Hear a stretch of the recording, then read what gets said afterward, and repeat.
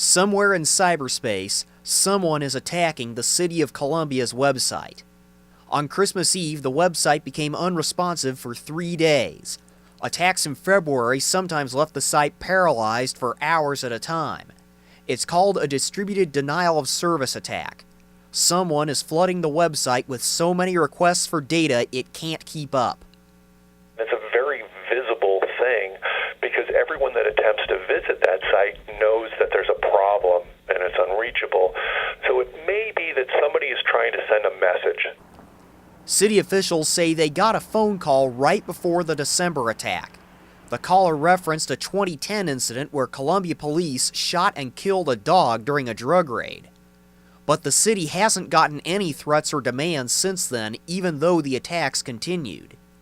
Columbia officials declined to talk on camera about any improvements they've made to the city's cybersecurity, but they told me the city's website was subjected to almost daily denial of service attacks during the week of February 16th. Very few of those attacks had any effect on the city's services. So as you're driving these services for citizens to use, if they can't get access to those services because your system is down, that's a real problem.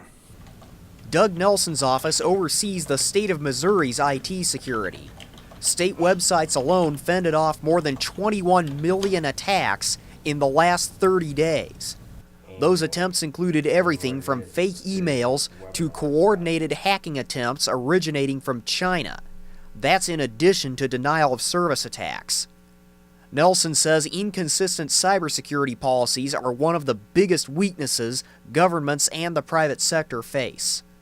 Obviously, part of it is funding. It is an expensive area to do, but as we've seen by a lot of companies that have had problems, it is just as expensive if you don't invest in the infrastructure and the technology.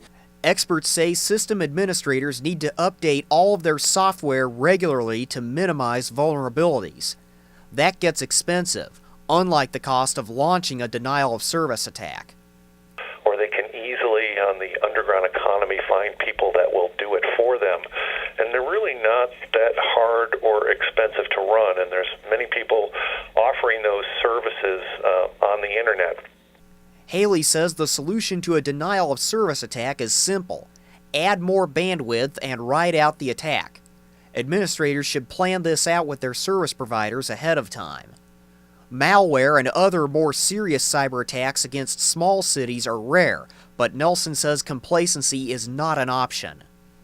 The people trying to do this are very sophisticated, very smart, very well financed, and they're very good at it. And it's a constant threat. It's something that we've got to be aware of, and we've got to invest. Cybersecurity experts say small cities such as those in mid-Missouri are less likely to suffer a cyber attack than major cities, but assuming it won't happen only makes you more vulnerable. In Columbia, Garrett Bergquist, KRCG 13.